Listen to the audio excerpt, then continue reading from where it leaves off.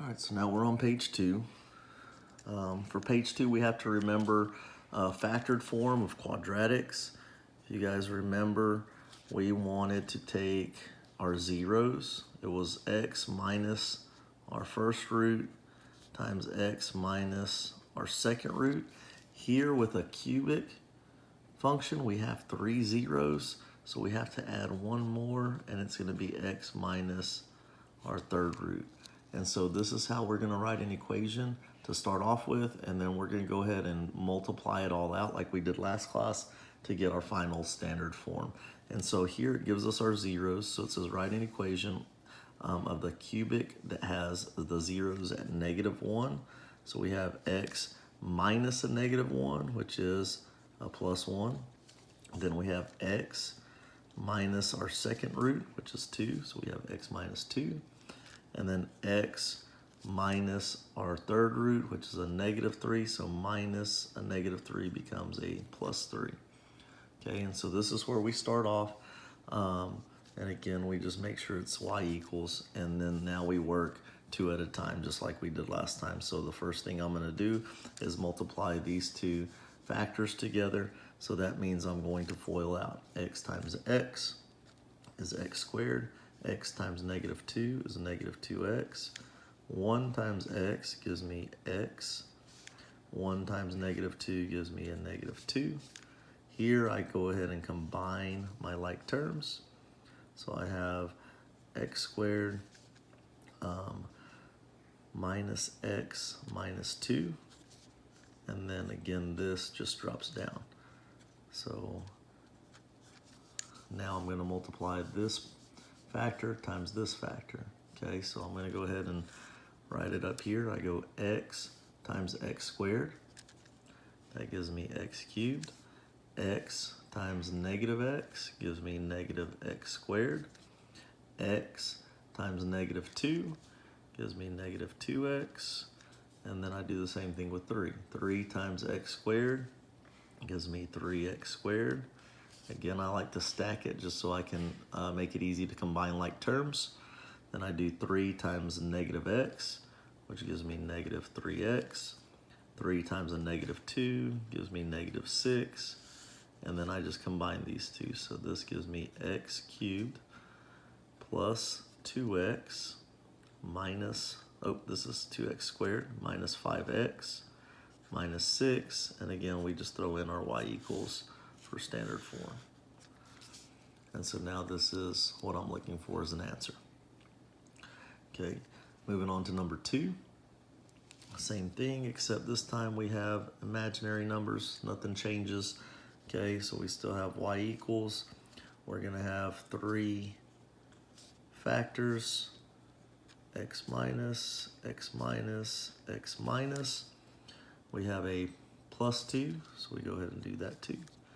We have a positive 4i, so we put 4i, a negative 4i, so minus a negative becomes a positive.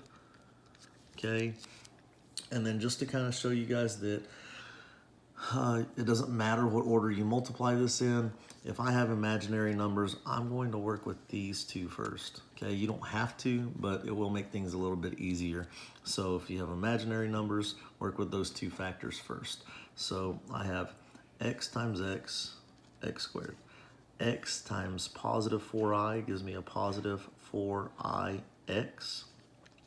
Negative 4i times x, negative 4ix. And then negative 4i times a positive 4i gives me negative 16i squared. Okay, I do have to combine like terms right here. A positive 4ix and a negative 4ix, those cancel. So I'm left with x squared minus 16i squared. Okay, and this is where we have to remember I squared has a value of -1. Okay, so basically I'm taking -16 times -1, and that becomes a positive 16. Okay, and so this is what I have to multiply times this factor. And again, I'll finish it up here to the right. And now I just FOIL this again. X times x squared gives me x cubed. X times 16 gives me 16x.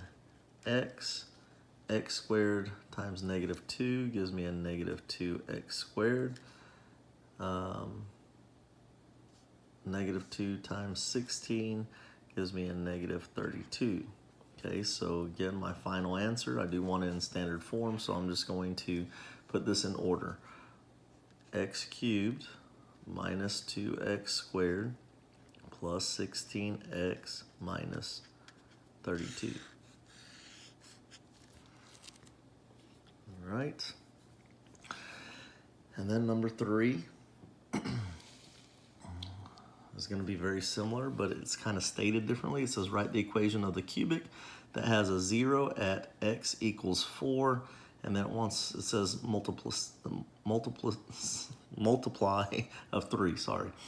So this means that I'm still going to have my 3 factors, but they are all going to be the same. So I'm going to put that into all of them. So I'm just going to put a 4 into all of them. Okay, so basically it's saying to do this when it's cubed. Okay, so again, work 2 at a time. I have x squared minus 4x plus 16, x squared minus 8x plus 16. Drop this one down, this factor, and then I have to multiply all this out. So that gives me x times x squared, x cubed, x times negative 8x, negative 8x squared, x times 16 plus 16x, and then I have negative 4 times x squared, negative 4x squared, negative 4 times negative 8x gives me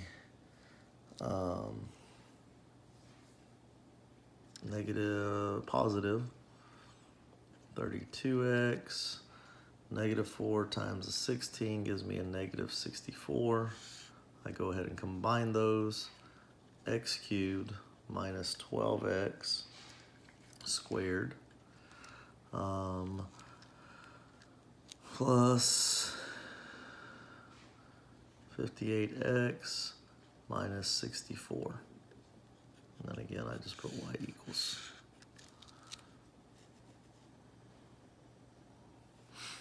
All right.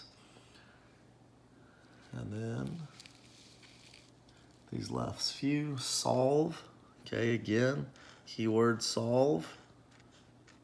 Okay, solve means I can always take one side of the equation, plug it into y1, take the other side, plug it into y2, and then find the intersection. Second, trace, intersection, and then enter times 3 times. Okay, so for instance, I do this, I can do 3x cubed plus 10x squared, 10x squared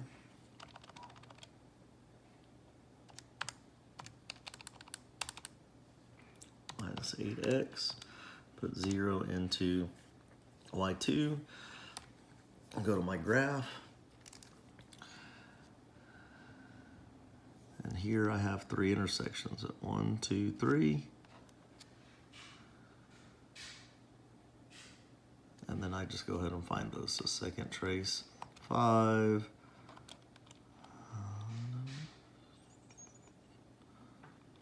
go close to that one, enter 3 times, and that gives me negative 4 for that one.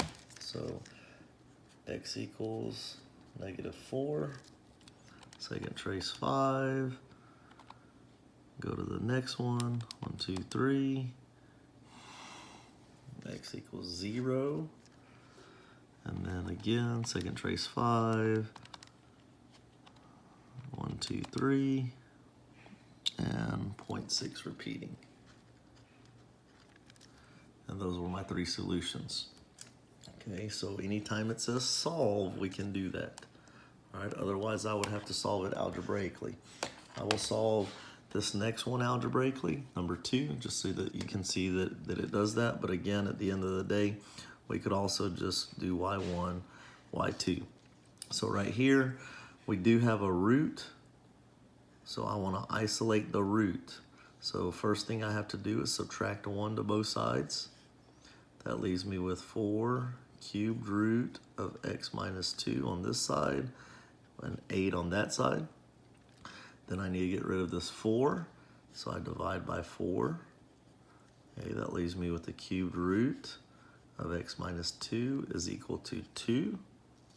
Then to get rid of the cubed root, I cube everything. Gives me x minus 2 is equal to 8. And then I add 2 to both sides. X is equal to 10. So in this case, we just have one solution.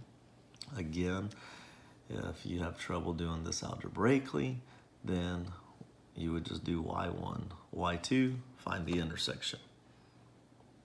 Okay? And so then again with number 3, I would recommend to do that. So go ahead and do y1, y2, and find the intersection.